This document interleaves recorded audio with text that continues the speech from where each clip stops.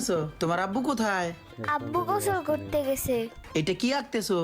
ঘর। ও আচ্ছা আচ্ছা। তো কার জন্য ঘর আঁকতেছো? কার কার ঘর এখানে? আমার জন্য। তোমার ঘর? ভালো ভালো। এখানে ঘর তো দেখতেছি দুইটা, তাহলে এটা কার আর এটা কার? এটা আমার ঘর আর এটা আমার গাড়ি রাখার গ্যারেজ। ও নাইস। কিন্তু তাহলে তোমার আব্বু আম্মু থাকবে কোথায়? আমার আব্বু আম্মু তো এখানে থাকবে না, আমার আব্বু আম্মু বৃদ্ধাশ্রমে থাকবে। কেন? কারণ আমার বাবা আর আম্মু আমার দাদা দাদুকে বৃদ্ধাশ্রমে রাখছে।